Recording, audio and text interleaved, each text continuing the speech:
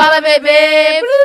Sejam bem-vindos a mais um Pubcast. Vocês têm reclamado que a gente tem aparecido pouco aqui, né? Mas hoje tem tema especial, certo? A gente decidiu falar um pouco mais sobre a nossa gravidez. Roda a vinheta.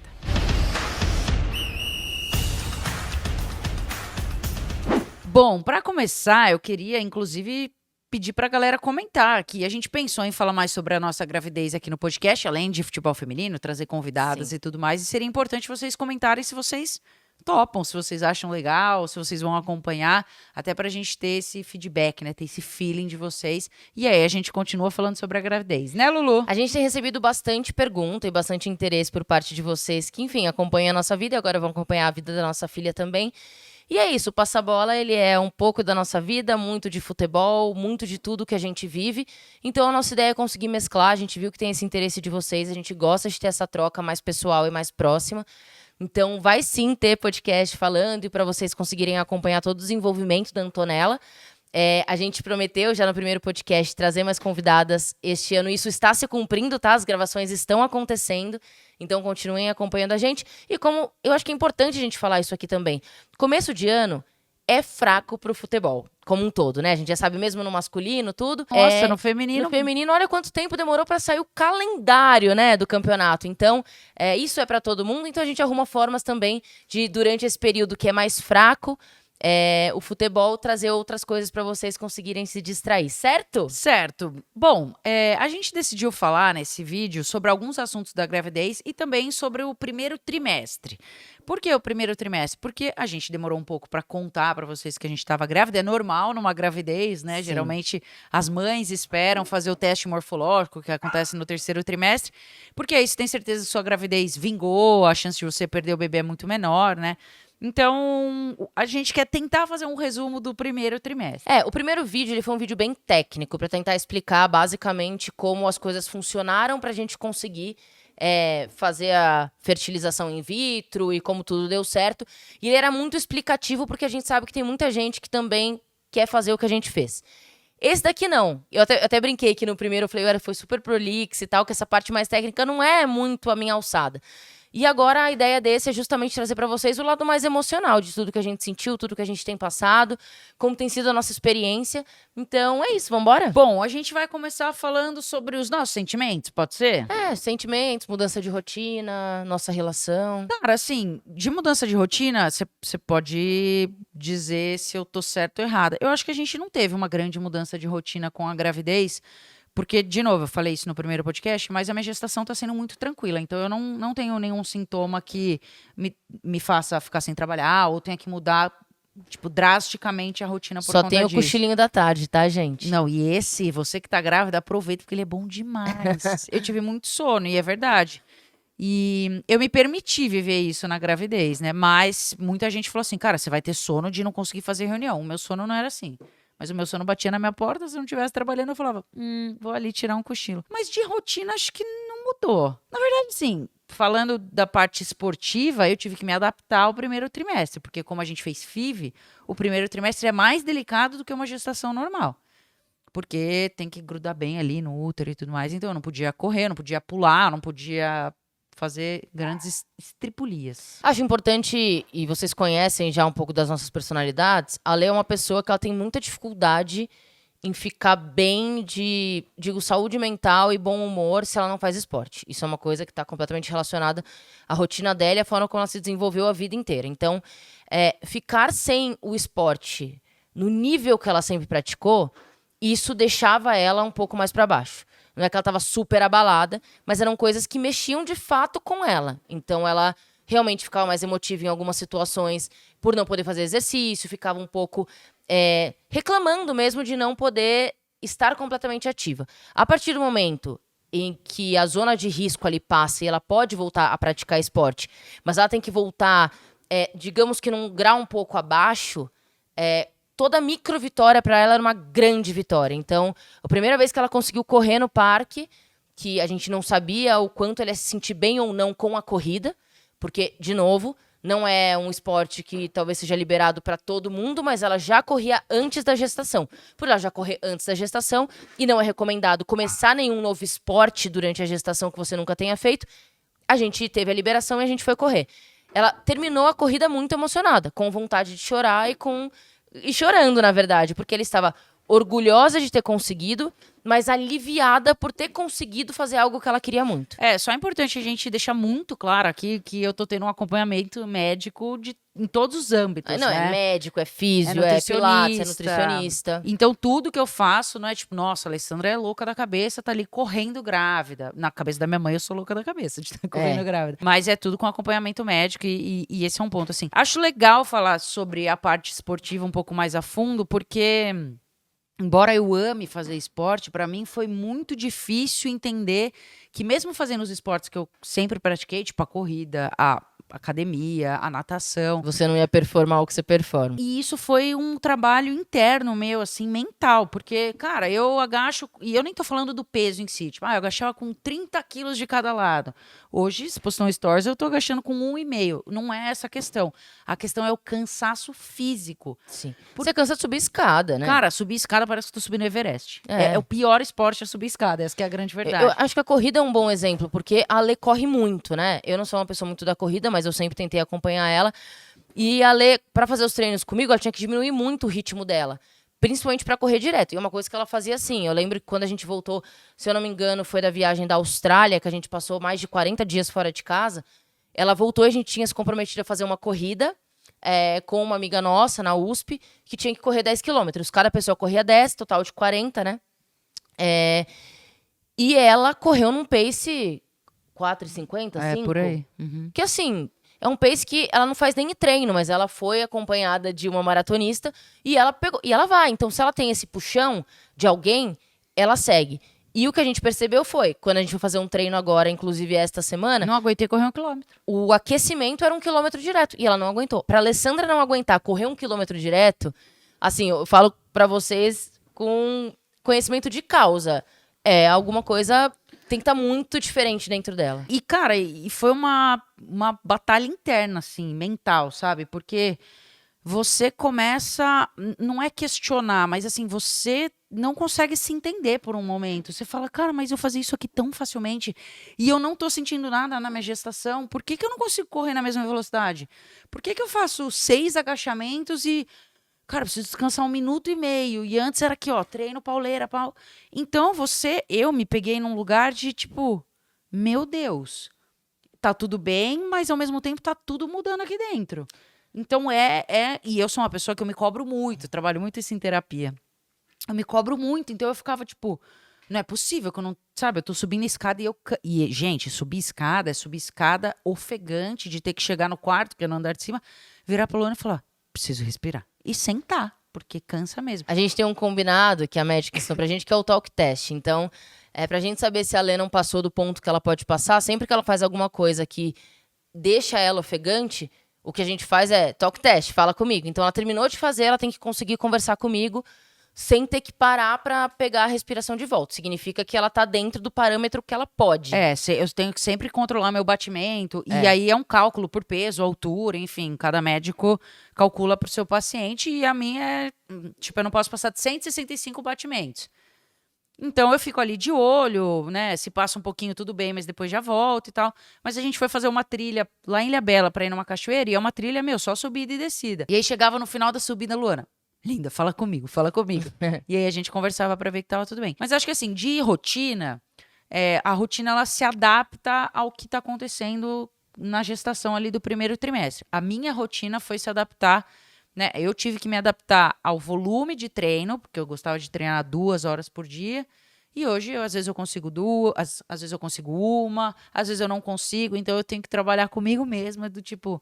Tá tudo bem, você está grávida, você está passando por um período que, assim, você está emprestando o seu corpo para gerar uma vida. Não vai ser do jeito que era. Acho que o entendimento mais, talvez, difícil de assimilar no começo da gravidez é de que aquele corpo não é mais seu.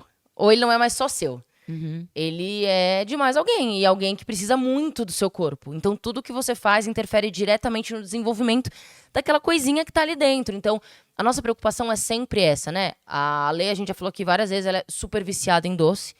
É de fato um problema que ela tem ali, é quase uma disfunção. E que sempre atrapalhou ela de alguma forma, mas que não é uma coisa que a gente lida de forma radical. Então, quer comer doce, come e tal. Na gravidez, foi uma coisa que a gente começou a falar assim... Cara, Não é só por mim. não é só por ela, sabe? Então, e eu do meu lado de fora, assim, no começo, porque como ela gosta muito de doce, E doce, gente, é doce infantil. É tipo bala, chiclete, pirulito. às vezes, quando ela não tava grávida, eu ia dar um toque, e não é um toque de estou sendo controladora, ela não pode comer doce. É um toque de tipo, É de depois você cuidar. vai ficar mal, porque ela fica mal. Não mal da cabeça, mal do corpo, o intestino dela, o estômago, enfim, ela sente várias coisas, dor de cabeça, que não fazem bem. E às vezes eu dava esse toque e ela ficava brava comigo. Tipo, não sei o que, né? E comia mais. E na gravidez eu fiquei assim, putz, quando eu acho que ela tá passando do ponto, eu aviso ou não aviso? E eu comecei a tentar achar métodos delicados de falar pra ela, olha, acho que você está passando do ponto por conta da nossa filha.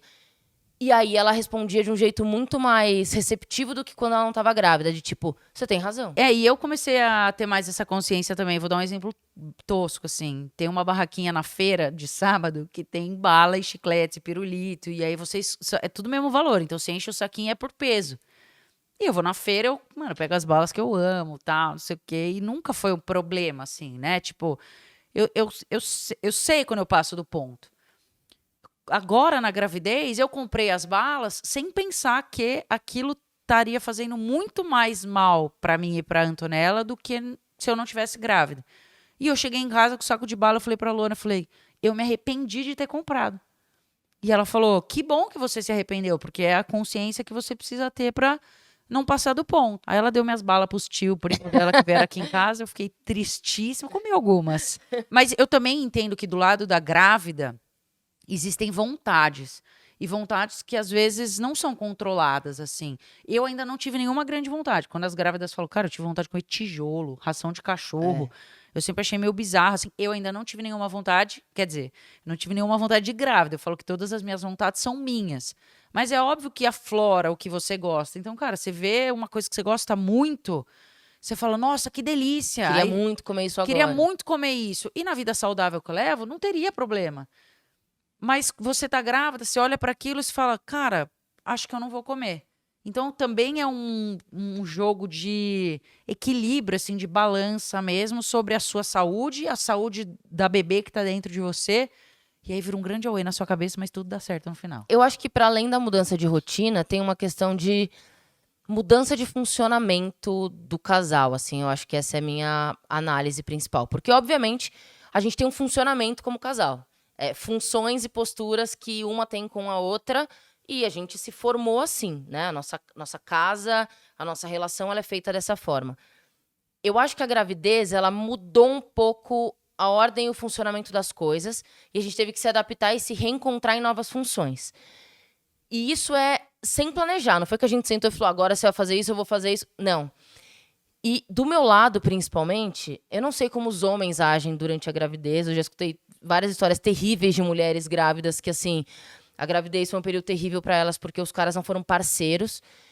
E eu acho que talvez eu, enquanto mulher, eu consiga ter mais empatia com tudo que ela tá sentindo e passando e mais cuidado também. Eu acho que a mulher já é mais cuidadosa como um todo, mas eu acho que desde que a gente se cuida muito, mas desde que ela passou a ter a Antonella dentro dela, eu passei a me doar muito mais. E a gente conversa muito sobre isso, eu até levei isso pra terapia na semana que passou, porque eu falei, eu cheguei num ponto que a Lê, ela cuida de muitas coisas do nosso funcionamento na casa que eu não me preocupava tanto antes.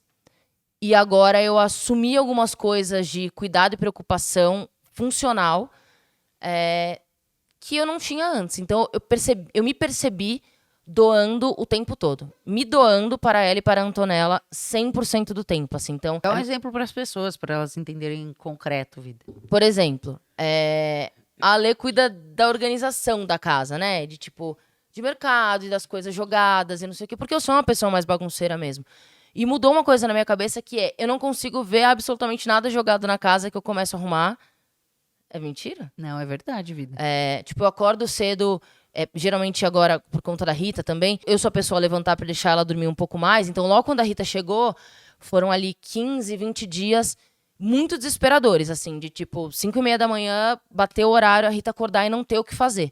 Então, eu, durante esses 20 dias, mais ou menos, assim, acho que, sei lá, uns 3 dias só, foi a Lê que levantou pra ficar acordada. Então, Ela até levantava no meio da madrugada ali, porque ela levanta pra fazer xixi, levantava pra levar a Rita pra fazer xixi também, que ela aproveitava que ela já acordava. Mas o horário das 5h30 pra frente, eu levantava pra deixar ela dormir mais tempo. Então, foram 20 dias pesados, assim, pra mim, né? Que, tipo, eu realmente vinha pro sofá e eu ficava destruída depois uma parte do dia. É bom, já vai treinando. E acho que tem um lado que é a coisa de metodicamente manter a casa muito limpa. Que, enfim, quando você é a vida inteira filha, é uma coisa que a sua mãe acaba fazendo, né? Que, cara, é um pensamento horrível, mas que a nossa sociedade foi meio moldada dessa forma, né? Como as mulheres cuidam da casa, e as mulheres cuidam da casa e dos filhos e do marido.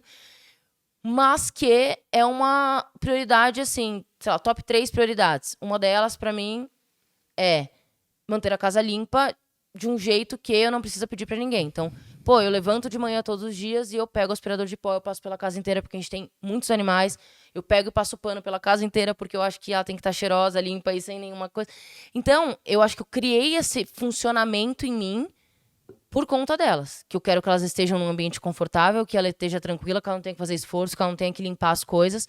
Eu criei isso dentro de mim. Então, eu acho que eu passei a me doar mais dentro dessa relação. Mas eu acho que você pode falar a sua visão também. Eu tô falando mais do meu lado de o que eu enxerguei de mudança do meu lado. Você pode falar de fora. Não, eu acho que sim. Eu acho que até numa preocupação mais, assim, genuína do dia a dia mesmo, né? Eu sou uma pessoa muito preocupada, principalmente com você, com a nossa casa, com a nossa vida como um todo, do tipo levar café da manhã para ela todo dia na cama. Hoje eu não consigo, por exemplo. Então eu sei que nesse sentido os papéis até se inverteram. Às vezes eu acordo com muita fome. Quem tá fazendo o café é a Luana. Mas eu também sinto isso. Eu acho que é um. Eu entendo as mulheres que se incomodam quando isso não acontece dentro da casa que tem uma pessoa grávida. Porque eu sinto que, inclusive, é meio natural, sabe? E eu falo isso porque às vezes eu acordo com dor de cabeça. E é uma dor de cabeça que eu não consigo me mexer. E a Luana fala: cara, fica aqui no sofá, tá tudo bem. E, mano, cuida da casa, faz tudo e tudo mais. Então, acho que esse instinto de proteção mesmo, sabe? Sim. Do ambiente, proteção comigo, com a Antonella, foi uma coisa que não altera um pouco a nossa rotina do dia a dia, mas não altera a essência da nossa casa. Só altera a pessoa que tá exercendo, Sim. sabe? Então, por isso que eu não vejo uma mudança na nossa rotina. Sabe o que eu acho legal a gente falar? Que muita gente perguntou, e a gente esqueceu de comentar isso, na verdade, no primeiro podcast. Muitas pessoas perguntaram por que eu engravidei.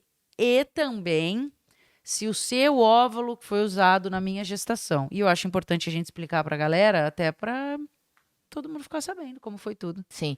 Eu acho que talvez a gente tenha chegado a comentar no primeiro episódio sobre a gravidez. Foi na Lê simplesmente pelo fato dela Sou ser mais velha, mais gente. velha.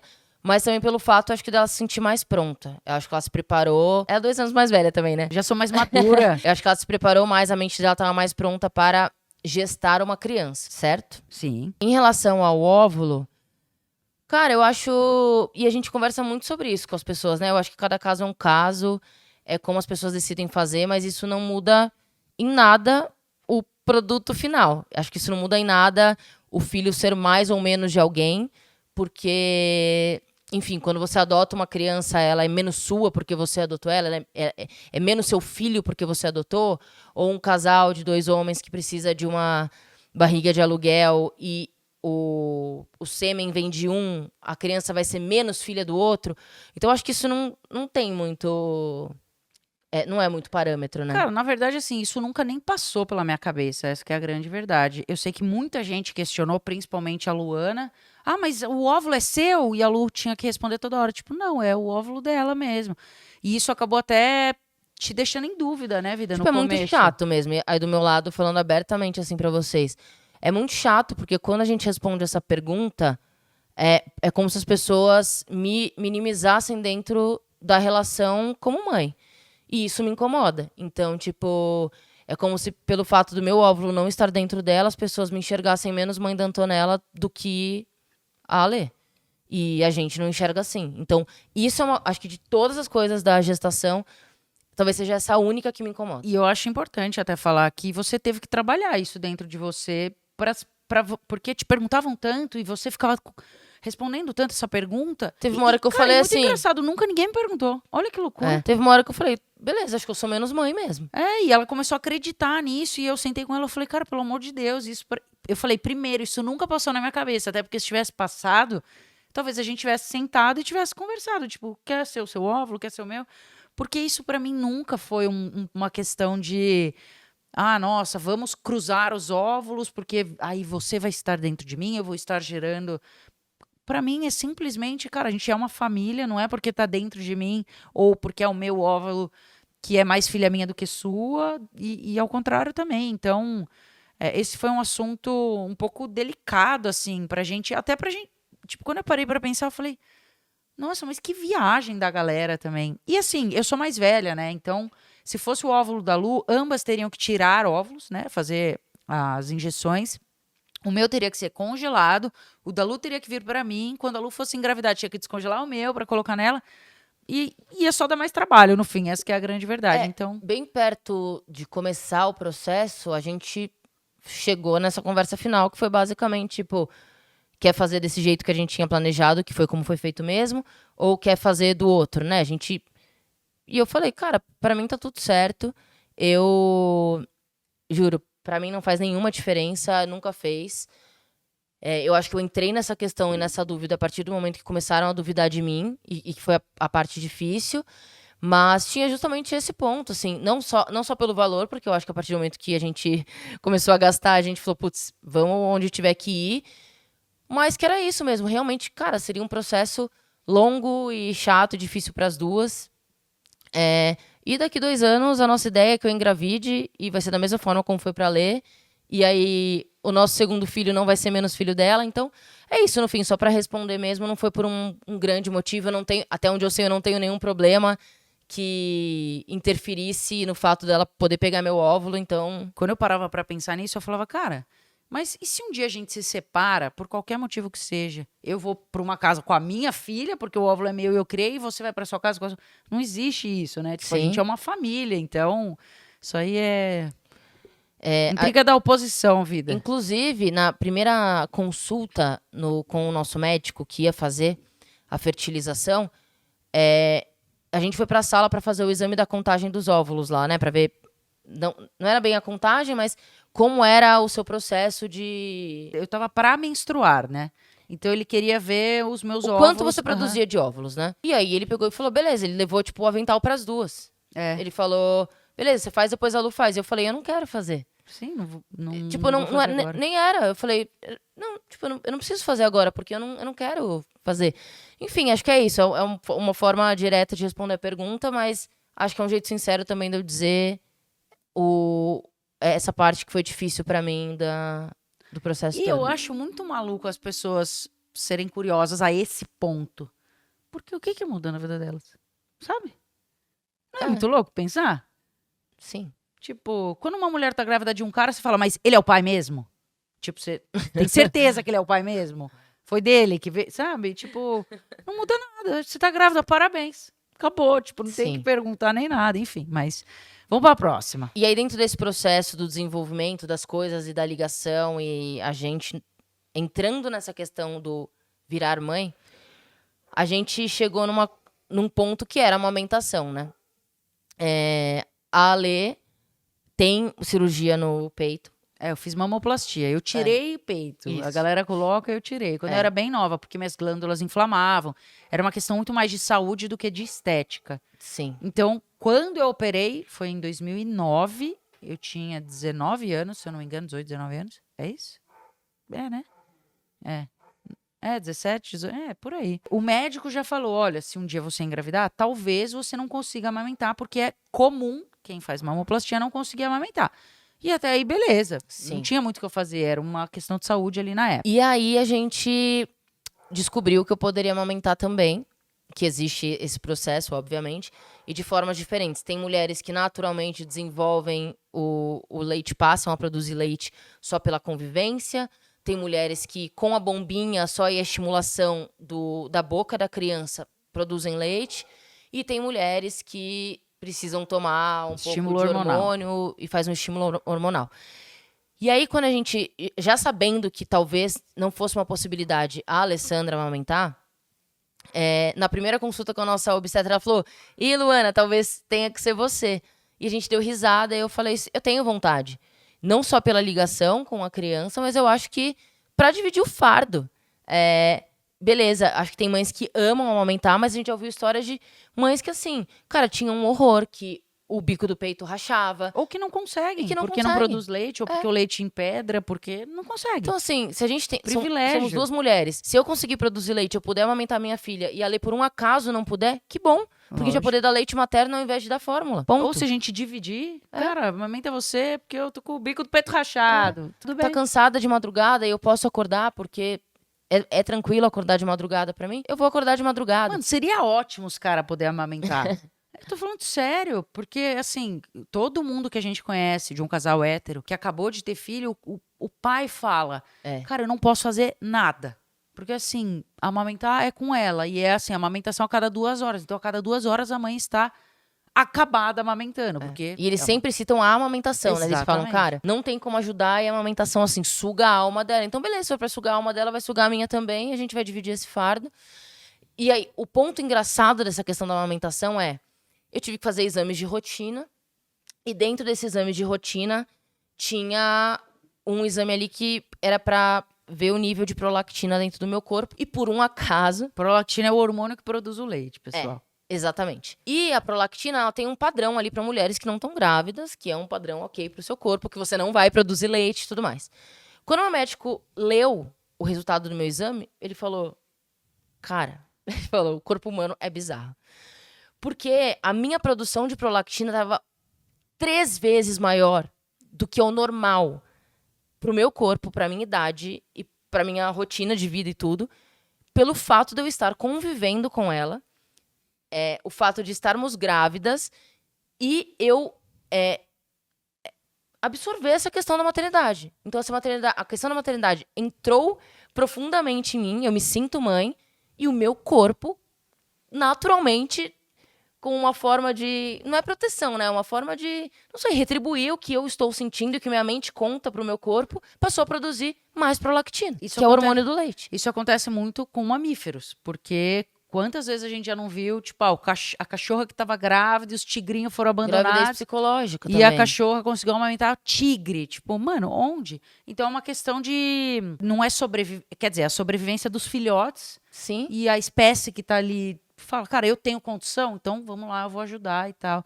E é muito louco, né? Não, tipo, é incrível. A gente não sabe ainda se eu vou conseguir amamentar ou não, gente. A gente espera que sim. É, lógico. É só quando realmente nasce e vê ali o que tá acontecendo.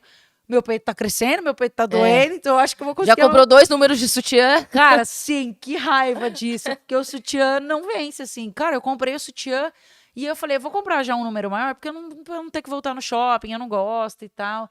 Passou 1 semana, eu já tava usando o sutiã maior. Eu falei, puta que pariu. Bom, gente, os meus não cresceram ainda, infelizmente. Vai crescer, gata. Vai crescer. Imagina você amamentando. Eu não lembro se a gente comentou no primeiro, a gente vai ter que começar a anotar pra você, enfim, principalmente, não, porque eu tô grávida, filha. Eu não lembro de nada. Não contar coisas repetidas. Mas o ultrassom, ele é uma pauta muito presente no nosso dia a dia. Principalmente no da Luana Maluf. Gente, eu choro, porque eu quero fazer ultrassom. É. E tem que esperar semanas pra fazer ultrassom e eu choro. É porque, basicamente, você tem um cronograma a ser seguido, né? Então, existe um protocolo médico de grávidas. Então, você tem ali tantos ultrassons na gravidez, eles já calculam as semanas que você tem que fazer para acompanhar o crescimento, para acompanhar a saúde do bebê que está dentro de você. E, assim, sei lá, uma vez por trimestre. Não, a cada 3 semanas, mais ou menos. Isso, a cada 3, 4 semanas você faz. E no final é toda semana. Mais ou menos uma vez por mês até o 7º mês, depois passa a cada 15 dias. E depois, no último mês, nono mês, é a cada 2 dias. Que aí a Luana vai amar, que ela vai todo dia quase fazer ultrassom. Então, a gente foi fazer o nosso primeiro ultrassom, não dá pra ver nada, né, vida? É tipo uma bolinha. Gente, assim, era uma mancha. Aí eu falava, nossa, minha filha parece um dinossauro. Parecia um dinossauro, tava de do fato. tamanho de um mirtilo, mais conhecido como blueberry também. Tipo, mano, desse tamanhico, assim, ó, redondinho. Era, juro. Era uma mancha. Não, E já dá pra ouvir o coração. Então, o primeiro ultrassom foi uma parada bizarra. pra quem vivia com Pokémon quando era criança, tipo Mewtwo, assim, sabe? É igualzinho. Cara, era um zoinho aqui de... Não, no primeiro vida não dá pra ver nada, é uma mancha. Não, mas depois, no aplicativo, né? Isso. Vira um filhote de dinossauro. Não, parece um dinossauro É. mesmo. Porque tem rabinho, não tem braço ainda, fica só os negocinhos assim. Eu falei pro médico na primeira consulta, eu falei, parece um dinossauro. Aí ele Aí falou... vocês são muito criativas. Ele falou, a gente enxerga cada coisa, mas vocês também... E aí foi muito engraçado, porque a gente fez esse primeiro que não dá pra ver nada, era uma mancha. É. A gente fez o segundo, que era um dinossauro. Quando a gente fez o terceiro, ali com, sei lá, Não lembro agora. 12 semanas, foi. acho.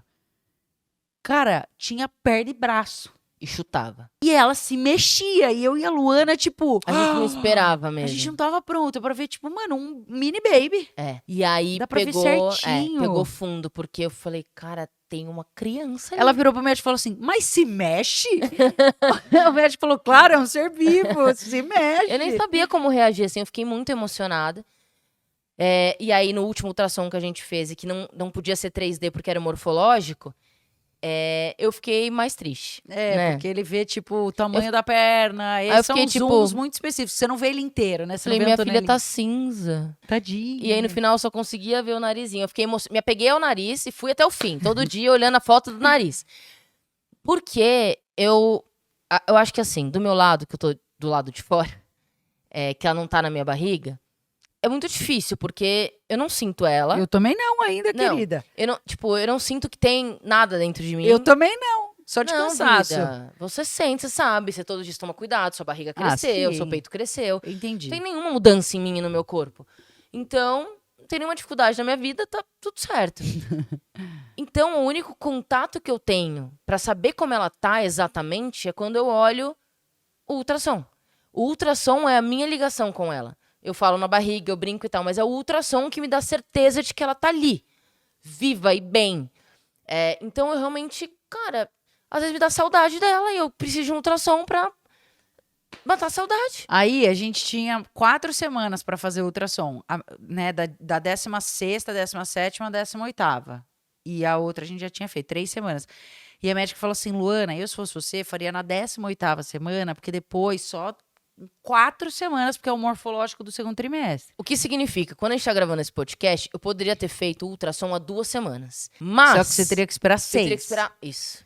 E aí eu optei por sofrer um pouco agora, fazer na segunda-feira, hoje é sexta, fazer na segunda-feira e daqui 2 semanas já faço de novo.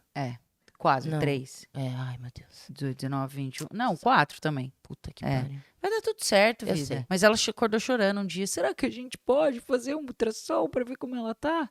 Falei, podemos, vamos deixar o médico rico, né, tadinho? Ele Aí passou depois. não tem nada pra É. fazer mesmo. Mas eu tenho uma pergunta pra você. Você vai nervosa todo ultrassom? Pra saber que tá tudo bem? E eu falo vou. isso porque, assim, e é muito louco, tá? A minha médica virou e falou assim, tem gente que senta no meu consultório e agradece de estar vomitando, passando mal e tudo mais.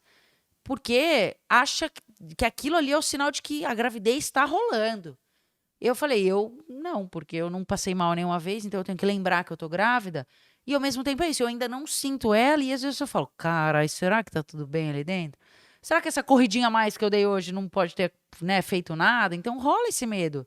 Todo ultrassom você fica ali com o pezinho atrás, põe esse coração pra bater e te ver se minha filha tá bem. Eu fico. Eu acho que na hora que você se troca e deita na maca, me dá um... Friozinho na barriga? Nossa, uma palpitação, uma vertigem esquisita, porque eu falo, meu Deus, vai colocar essa maquininha ali, eu só quero saber se o coração da minha filha tá batendo.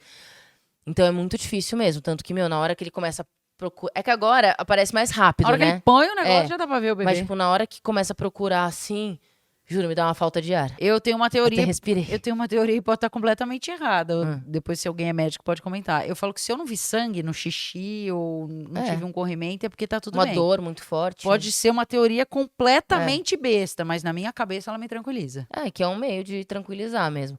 Mas é isso, essa é a nossa pauta do ultrassom, porque eu acho que é um assunto muito importante na nossa rotina. E, enfim, quem já engravidou e quiser contar pra gente se passava pela mesma situação, eu acho que é a nossa primeira vez, né? E você já parou pra pensar que faltam pouquíssimos ultrassons, vai acabar? Por quê? Porque ela nasce depois, né? Pouquíssimos, tem 5 meses de ultrassom ainda. Só que você faz um por mês e só no final você faz mais?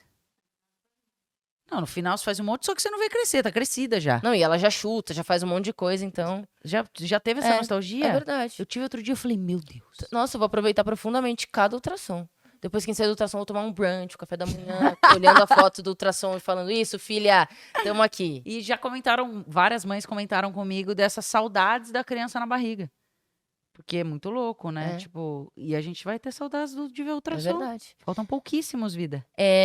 Bom, eu acho que pra gente caminhar pro final, primeiro eu acho que vale falar de coisas que a gente fez, assim, nesse primeiro trimestre e que pode ser coisa de mãe de primeira viagem mesmo.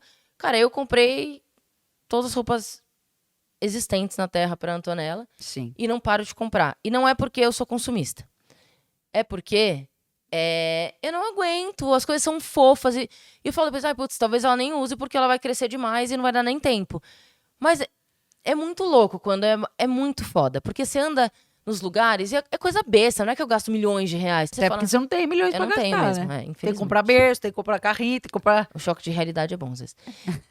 Mas eu olho e falo, putz, que bonitinho esse negocinho, esse bichinho aqui. Acho que a Antonella vai gostar, eu compro. Toda vez que eu vou no Allianz Parque, eu vou na loja do Palmeiras e falo, putz, acho que ela vai precisar de mais uma roupinha do Palmeiras. Vou lá e compro. Então, acho que teve isso do meu lado foi bem forte, de querer comprar coisas pra ter garantia que ela tivesse tudo que ela precisasse na hora de nascer. Ela só precisa de um peito e um body. E fralda. Fralda não compramos uma. Só comprei tudo que ela precisa. Comprei uma fralda. É verdade, eu devia já estar estocando fralda. Fato. Meus pais estocaram. Antes de engravidar da minha irmã. Mas acho que foi isso, né? De primeiro trimestre a gente não fez nada. A gente começou a organizar o quarto agora. Foi. E só. É que a Luana gosta muito de roupinhas estilosas. E aí, Sim. quando ela vê, ela compra mesmo. E tênisinho. Escondido de mim. Teninho. E acho que pra fechar a gente pode falar sobre medos e convicções. Porque aí quando chegar perto dela nascer e você estiver aqui no podcast com barrigão... Empurrando aqui o microfone. O barrigão lá, a lá gente na frente. bate os nossos medos e as nossas convicções e vê o que mudou e o que não mudou. Nossa, eu não tenho medo nenhum. Você tem algum medo? Medo? Medo sim. Eu tenho medo de que ela não esteja saudável. Só o resto, medo de cesárea. Não tenho. Medo de... Não tenho. Não, sou muito tranquila. Eu quero que ela nasça, de boa. Felizona, com saúde, acabou. Eu tenho medo do parto. Nossa, eu não. Não tem? Não. Que bom. Até porque eu não vou ter em casa, né? Quem tem em casa é usado. Porque meu medo é esse, é de não estar num lugar que tem equipamento que eu precise. Acabou. Então eu vou ter no hospital, eu tô tranquila. Confio na minha equipe. Sei lá, eu acho engraçado porque, tipo, pensando em convicções, assim, eu acho que a gente vai chegar, na reta final ali do último mês. Muito.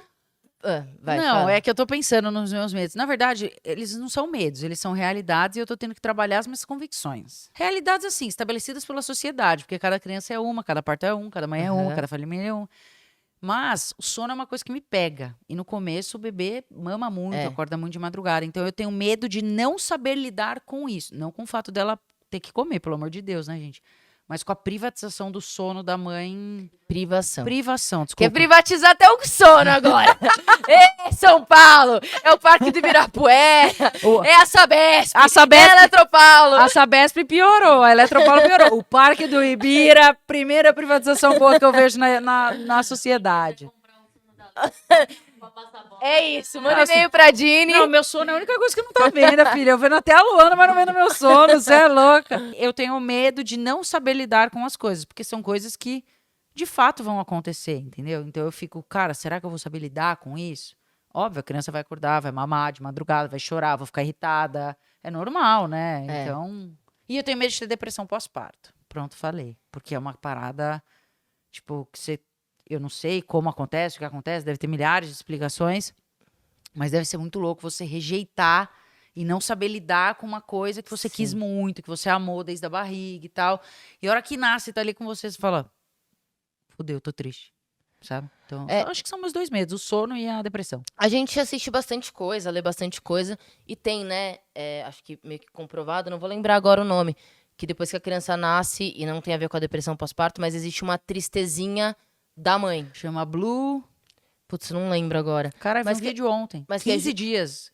Que é justamente esse fato de você não se sentir você. E que você entra num período... É o momento mais feliz da sua vida, mas você tem um pico de tristeza e de melancolia ali, de quem é você agora, né? Pós tirar uma criança de dentro de você. Não vou sossegar enquanto eu não souber o nome. Vê aí, Didi, pra gente. Chama Blue. Depois das nossas ajudas universitárias, chama Baby Blue esse período. E dizem que é um período que, tipo assim, a mãe que gestou, no caso, né? Porque você também é mãe, vida. Ela chora do nada. Então, tipo, às vezes ela tá mó feliz almoçando e, buf, chora. Ela não entende o que tá acontecendo.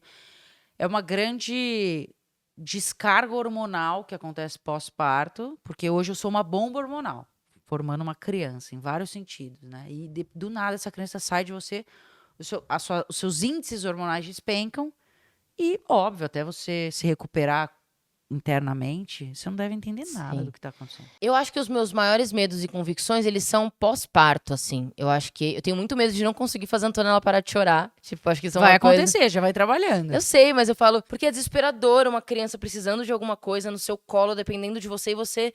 Cara, por que eu não consigo fazer ela parar de chorar? E pode ser cólica, pode ser fome, pode ser qualquer coisa. Vontade de comer uma balinha. É, Tô com brincando. certeza vai ser. E acho que a coisa das convicções, que a Lê sabe melhor, né? Eu sou muito, acho que metódica, assim, nas coisas que eu acredito. Então, eu tenho muito aquelas coisas que, ó, eu já sei, várias mães já me falaram o quanto isso muda depois que você tem um filho em casa. Mas, tipo, telas. Vou ler para a Antonella todas as noites, desde que ela nascer.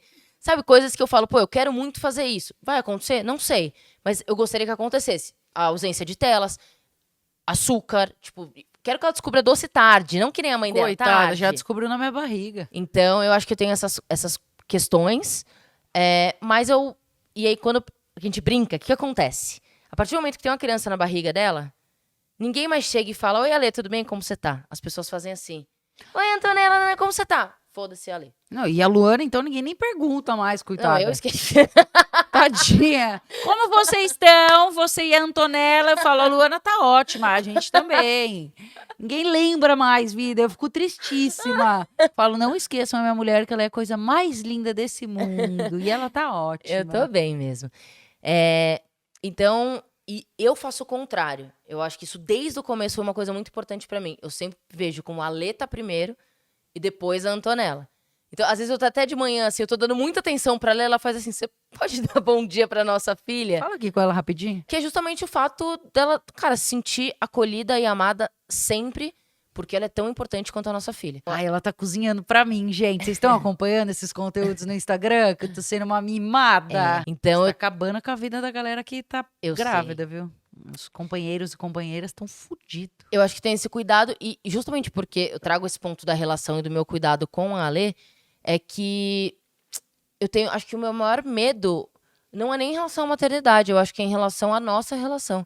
E isso desde o começo, eu sempre A falava. gente discutiu muito Eu sobre não isso. quero que a gente se... Eu não tenho nenhum medo de como a gente vai criar a Antonella, porque eu sei que nós seremos boas mães e a gente tem trabalhado pra isso.